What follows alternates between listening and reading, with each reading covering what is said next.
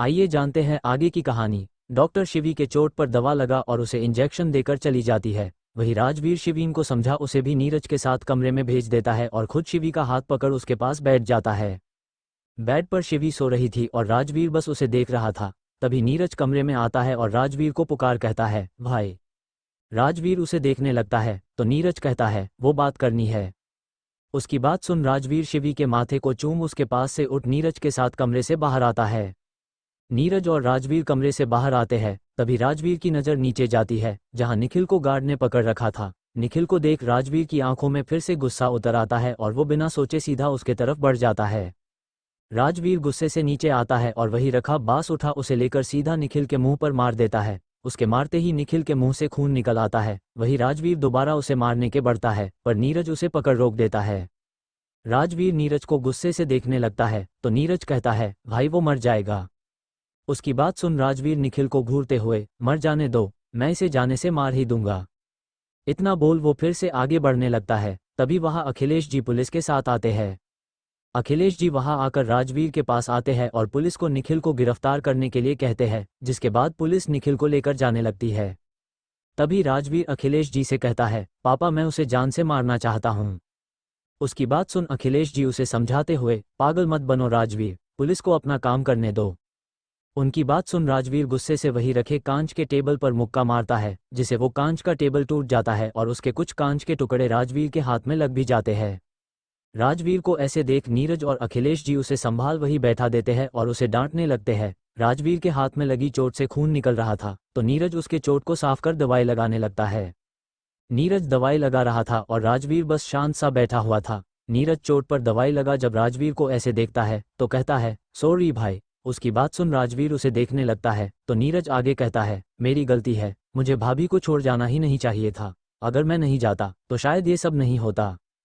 इतना बोल वो अपना सिर झुका लेता है तो वही उसकी बात सुन अखिलेश जी उसे देखने लगते हैं। राजवीर नीरज के कंधे पर हाथ रख कहता है, इसमें तुम्हारी कोई गलती नहीं है नीरज, तुम्हें तो नहीं पता था ये सब होगा। उसकी बात सुन अखिलेश जी राजवीर से कहते हैं, शिवी का ख्याल रखना, मैं पुलिस स्टेशन जाकर सब देखता हूँ। इतना बोल वो वहां से चले जाते हैं। तभी राजवीर भी अपनी जगह से खड़े होकर कहता है, शिवी अकेली है, मुझे उसके पास जाना चाहिए। इतना बोल वो भी शिवी के कमरे के तरफ बढ़ जाता है। राजवीर के जाने के बाद नीरज भी कमरे के तरफ बढ़ जाता है। रात का वक्त राजवीर अभी शिवी के पास उसका हाथ पकड़े बैठा हुआ था। तभी शिवी के हाथ की उंगलियां हिलती है जिसे देख राजवीर शिवी को देखने लगता है। राजवीर देखता है शिवी की आंखों की पुतलियां हिलती है और शिवी धीरे धीरे अपनी आंखें खोलती है। शिवी की आंखें खुलते ही राजवीर उसके माथे को सहला प्यार से पूछता है, शिवी क्या तुम ठीक हो?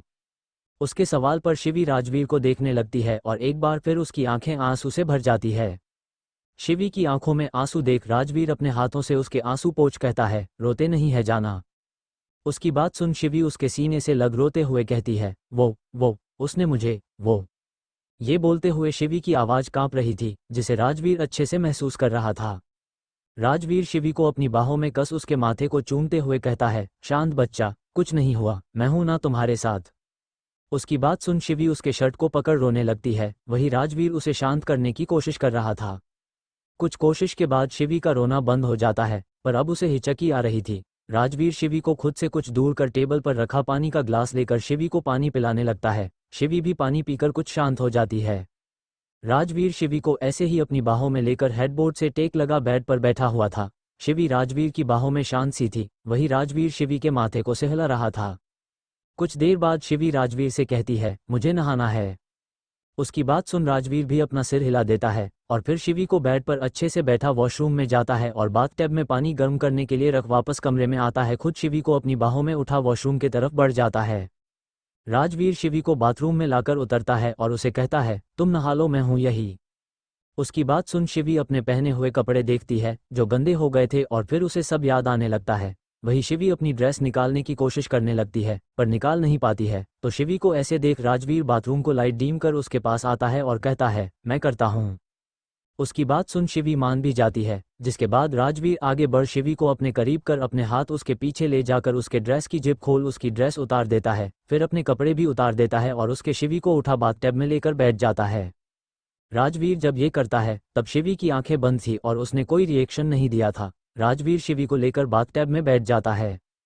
राजवीर शिवी के साथ बैठ धीरे धीरे उसके बदन को सहलाता है ताकि शिवी को आराम मिले। शिवी भी अपनी आंखें बंद कर आराम से राजवीर की बाहों में बैठी हुई थी। कुछ देर बाद शिवी को रिलैक्स फील होता है तो वो अपनी आंखें खोल राजवीर के तरफ देखती है। राजवीर जो शिवी के चेहरे को देख रहा था वो शिवी को अपने तरफ देखता पाकर उसके माथे को चूम लेता है, जिससे शिवी की आंखें बंद हो जाती है। राजवीर बाथटब से बाहर निकल शिवी का हाथ पकड़ उसे भी बाहर निकालता है, फिर उसे बाथरोब पहना, खुद भी दूसरा बाथरोब पहन शिवी के साथ बाथरूम से बाहर आता था। राजवीर शिवी को ड्रेसिंग टेबल के सामने बैठा उसके बाल सुखाने लगता है और शिवी सामने लगे आईने में बस राजवीर को देख रही थी। राजवीर शिवी के बाल सुखा कबर्ड के पास जाकर उसमें से अपने लिए एक लोअर लेकर अपना बाथरोब निकाल लोअर पहन लेता है। हालांकि उसने ऊपर टी शर्ट नहीं पहनी थी। तभी उसकी नज़र शिवी पर जाती है जो उसे ही देख रही थी।